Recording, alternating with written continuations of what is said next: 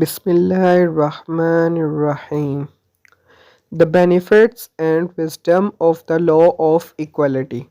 Allah's statement, and there is life for you in Al-Qisas, legislating the law of equality. Killing the murderer carries great benefits for you. The way the sanctity of life will be preserved, because the killer will refrain from killing, as he will be certain that if he kills, he would be killed. Hence, life will be preserved. In previous books, there is a statement that killing stops further killing. This meaning came in much clearer and eloquent terms in the Qur'an, and there is saving of life for you in Al-Qisas, the law of equality in punishment. Abu al-Aliyah said, Allah made the law of equality alive. Hence, how many a man who taught about killing, but this law prevented him from killing for fear that he will be killed in turn. Similar statements were reported from Mujahid, Said bin Jubair, Abu Malik, Al-Hasan Qatada, Ar-Rabi bin Anas, and Muqattil bin Hayyan. Allah's statement, O man of understanding, that you may acquire taqwa, means, O you who have sound minds, comprehension, and understanding, perhaps by this you will be compelled to refrain from transgressing the prohibitions of Allah and what He considers sinful. Taqwa mentioned in the ayat is a word that means doing all acts of obedience and refraining from all prohibitions. It is prescribed for you when death approaches any of you, if he leaves wealth, that he makes a bequest to parents and next of kin according to reasonable manners. This is a duty upon al-muttaqin, the pious. Then whoever changes it after hearing it, the sign shall be on those who make the change. Truly Allah is all hearer, all knower.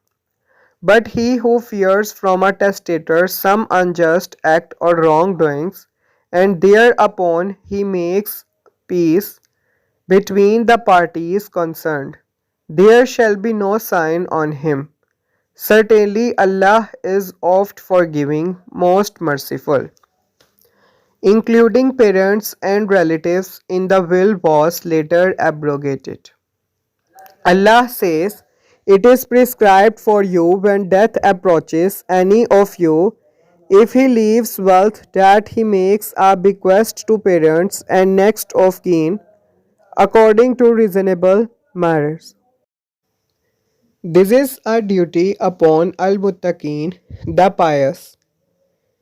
This ayat contains the command to include parents and relatives in the will, which was obligatory according to the most correct view before the ayat about inheritance was revealed.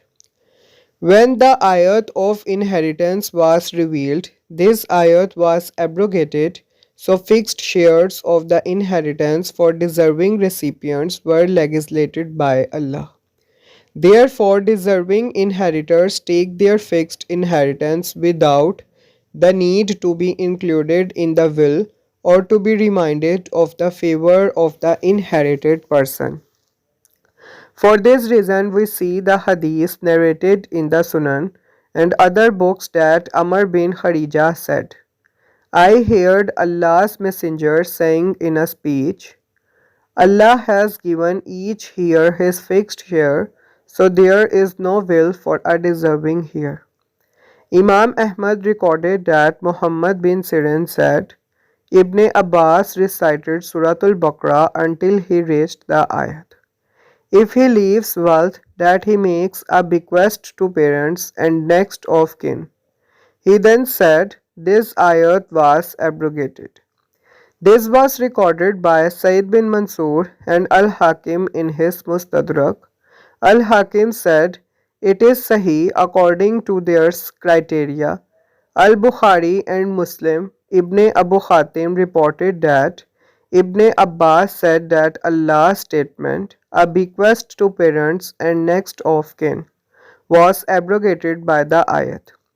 There is a share for men and a share for women from what is left by parents and those nearest related, whether the property be small or large, a legal share. Ibn Abu Hatim then said, it was reported from Ibn Umar, Abu Musa, Sayyid bin Musaib, Al-Hasan, Mujahid, Ata, Sayyid bin Zubair, Muhammad bin Sirin, Ikrimah, Zaid bin Aslam and Ar-Rabi bin Anas, Qatada, As-Sudi, Muqattil bin Hayyan, Tawus, Ibrahim An-Nakhai, Shureha, Ad-Dahak and Az-Zuhri said that this ayat was abrogated by the ayat about the inheritors. The will for the relatives that do not qualify as inheritors. It is recommended that the remaining relatives who do not have a designated fixed share of the inheritance be willed up to a third due to general meaning of the ayat about the will. It is recorded in the Sahihan that Ibn Umar said that Allah's Messenger said, it is not permissible for any Muslim who has something to will to stay for 2 nights without having his last will and testament written and kept ready with him. Ibn Umar commented, ever since I heard this statement from Allah's Messenger, no night has passed but my will is kept ready with me. There are many other ayat and hadiths ordering kindness and generosity to one's relatives. The will should observe justice. The will should be fair in that one designates a part of the inheritance to his relatives without committing injustice against his qualified inheritors and without extravagance or stinginess. It is recorded in the Sahihan that Sa'd bin Abu Waqqas said, O Allah's Messenger, I have some money and only a daughter inherits from me. Should I will all my remaining property to others? He said no. Saad said, then may I will half of it? He said no. Saad said 1/3. He said yes, 1/3. Yet even 1/3 is too much. It is better for you to leave your inheritors wealthy than to leave them poor, begging from others. Al-Bukhari mentioned in his Sahih that Ibn Abbas said, I recommended that people reduce the proportion of what they bequeath by will to a fourth of the whole legacy rather than a third. For Allah's Messenger said, 1/3, yet even 1/3 is too much. Allah's statement, then whoever changes it after hearing it, the sign shall be on those who make the change. Means whoever changed the will and testament or altered it by the addition or deletion, including hiding the will as is obvious, then the sign shall be on those who make the change. Ibn Abbas and others said, the dead person's reward will be preserved for him by Allah, while the sign is acquired by those who change the will. Truly Allah is all hearer, all knower. Means Allah knows what the dead person has bequeathed and what the beneficiaries or others have changed in the will. Allah's statement, but he who fears from a testator some unjust act or wrongdoing, and thereupon he makes peace between the parties concerned, there shall be no sign on him. Certainly Allah is oft forgiving, most merciful. But he who fears from a testator some unjust act or wrongdoing. Ibn Abbas, Abu al-Aliyah, Mujahid, Ad-Dahak, Ar-Rabi bin Anas and As-Sudi said, error. These errors include such cases as when the inheritor indirectly acquires more than his fair share, such as by being allocated that a certain item mentioned in the legacy be sold to him. Or the testator might include his daughter's son in the legacy to increase his daughter's share in the inheritance and so forth. Such errors might occur out of the kindness of the heart without thinking about the consequences of these actions or by sinful intention. In such cases, the executive of the will and testament is allowed to correct the errors and to replace the unjust items in the wall with a better solution, so that both the Islamic law and what the dead person had wished for are respected and observed. This act would not constitute an alteration in the will, and this is why Allah mentioned it specifically so that it is excluded from the prohibition that prohibits altering the will and testament mentioned in the previous ayat. And Allah knows best. The virtue of fairness in the will. Abdul Razak reported that Abu Huraira said that Allah's Messenger said, a man might perform the works of righteous people for 70 years, but when he dictates his will, he commits injustice, and thus his works end with the worst of his deeds, and he enters the fire. A man might perform the works of evil people for 70 years, but then dictates a just will and thus ends with the best of his deeds, and then enters paradise. Abu Huraira then said, read if you wish. These are the limits ordained by Allah, so do not transgress them.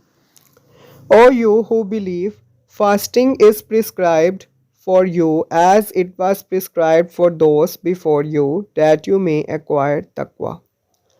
Fast for a fixed number of days, but if any of you is ill or on a journey, the same number should be made up from other days. And as for those who can fast with difficulty, an old man, they have a choice either to fast or to feed a miskin poor person for every day. But whoever does good of his own accord, it is better for him, and that your fast is better for you if only you know. The order to fast. Allah said, O you who believe, fasting is prescribed for you as it was prescribed for those who before you, that you may have taqwa. In an address to the believers of this ummah, Allah ordered them to fast, that is, to abstain from food, drink, and sexual activity with the intention of doing so sincerely for Allah, the Exalted alone.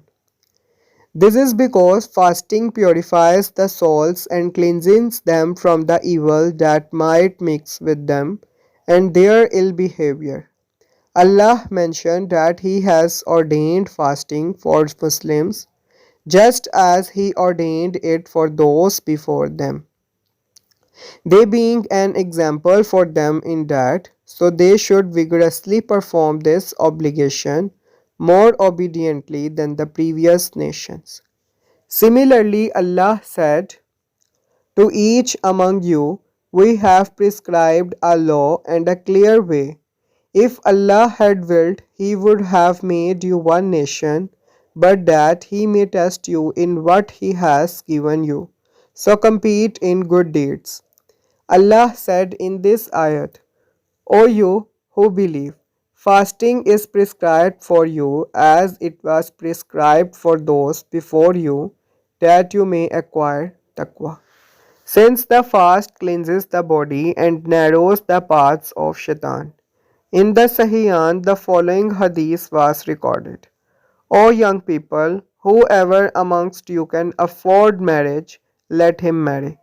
Whoever cannot afford him, let him fast, for it will be a shield for him.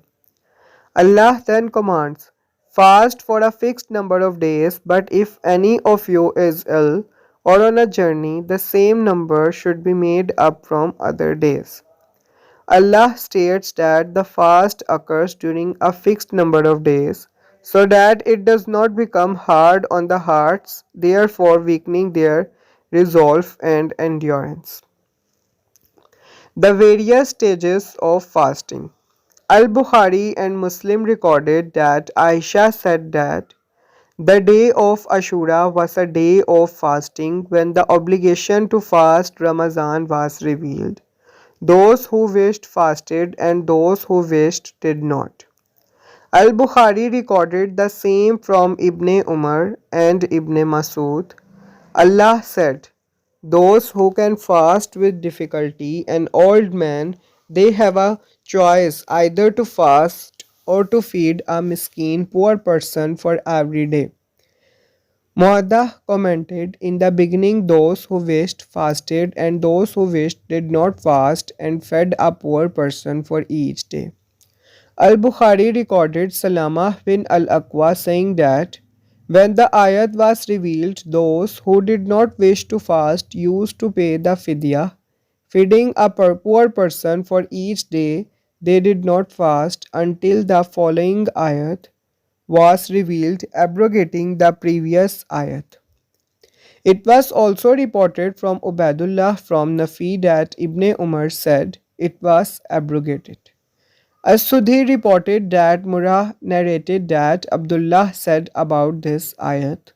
It means those who find it difficult to fast, formerly those who wished fasted, and those who wished did not but fed a poor person instead. Allah then said, but whoever does good of his own record, meaning whoever fed an extra poor person, it is better for him, and that you fast is better for you if you only you know.